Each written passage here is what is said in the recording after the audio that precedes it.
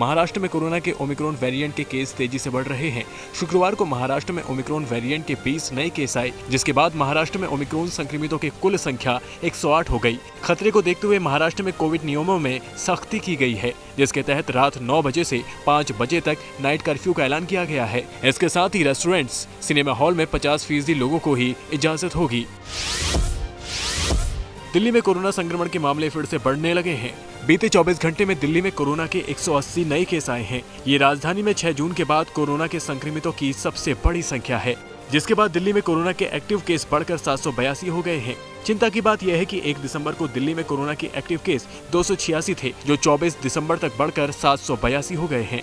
दिल्ली में कोरोना के बढ़ते मामलों के बीच उपराज्यपाल ने अफसरों को निर्देश दिया है कि कोविड नियमों का सख्ती से पालन कराया जाए। कोरोना के नए वेरिएंट ओमिक्रॉन की दहशत के बीच योगी सरकार ने बड़ा फैसला किया है। सीएम योगी आदित्यनाथ ने आज रात से प्रदेश में नाइट कर्फ्यू का ऐलान किया है।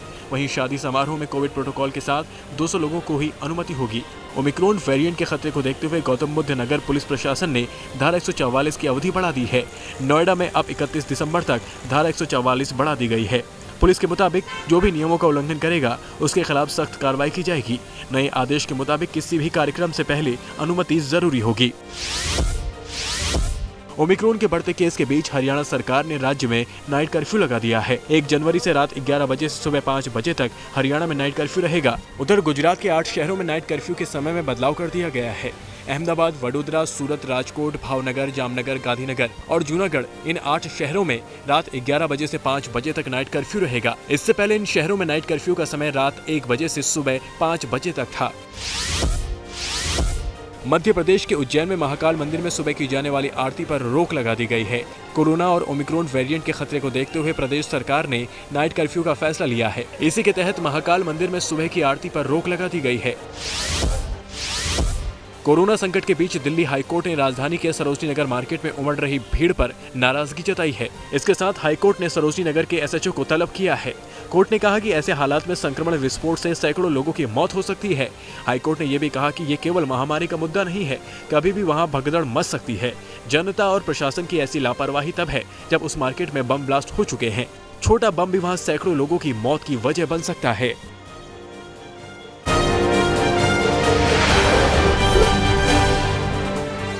देश में ओमिक्रॉन के केस में लगातार बढ़ोतरी हो रही है। ओमिक्रॉन 17 राज्यों तक पहुंच चुका है। कुल केस की तादाद 400 के पार पहुंच चुकी है। ओमिक्रॉन के केस लगातार बढ़ते जा रहे हैं। महाराष्ट्र में एक साथ 20 नए केस आए हैं, जिसमें से अकेले मुंबई में 11 केस हैं। अब तक ये तादाद 108 हो चुकी है। महाराष्ट्र पहला राज्य है जहां ओमिक्रॉन मरीजों की तादाद 100 के पार पहुंच चुकी है। दुबई से आने वाले लोगों को मुंबई में 7 दिनों तक होम क्वारंटीन रहना होगा। गुजरात में भी ओमिक्रॉन के केस बढ़ते जा रहे हैं। गुजरात में पिछले 24 घंटे में ओमिक्रॉन के 13 नए मामले सामने आए हैं। इसके साथ कुल मामले बढ़कर 43 हो चुके हैं। इनमें से अब तक 8 सही हुए हैं। गुजरात में पिछले 24 घंटे में कोरोना के कुल 98 नए केस सामने आए। देश में कोरोना का ओमिक्रॉन वेरिएंट 17 राज्यों तक अपना असर बना चुका है। अब तक 114 लोग ठीक हुए हैं। 200 केस के विश्लेषण से पता चलता है कि 121 ऐसे लोग थे जो विदेश से आए थे और उनमें ओमिक्रॉन मिला, जबकि 44 ऐसे लोग थे जिनकी विदेश ट्रैवल हिस्ट्री नहीं थी। 87 ऐसे लोग थे जिनको वैक्सीन की दोनों डोज लग चुकी थी, यानी वैक्सीन से मिली इम्यूनिटी को ये वेरिएंट चकमा दे रहा है। ओमिक्रॉन के बीच बूस्टर डोज की मांग भी अब जोर पकड़ती जा रही है। सरकार ने फैसला किया है कि 3000 लोगों पर बूस्टर डोज का ट्रायल किया जाएगा।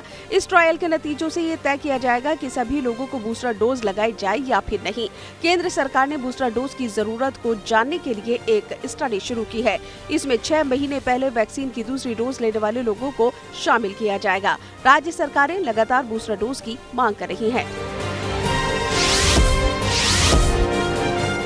मेदांता के चेयरमैन मशहूर डॉक्टर नरेश त्रोहन ने भी बूस्टर डोज की जरूरत बताई है। उनका कहना है कि ओमिक्रॉन आर नॉट फैक्टर्स पुराने वेरिएंट से 3 गुना ज्यादा है, यानी कि करीब 18 से 20%। इसका मतलब ये हुआ कि इससे संक्रमित व्यक्ति 20 लोगों को संक्रमित कर सकता है। वैक्सीन से आई हुई योर इम्यूनिटी अब धीरे धीरे कम होती जा रही है। इसको देखते हुए बूस्टर डोज लगवाना आवश्यक है।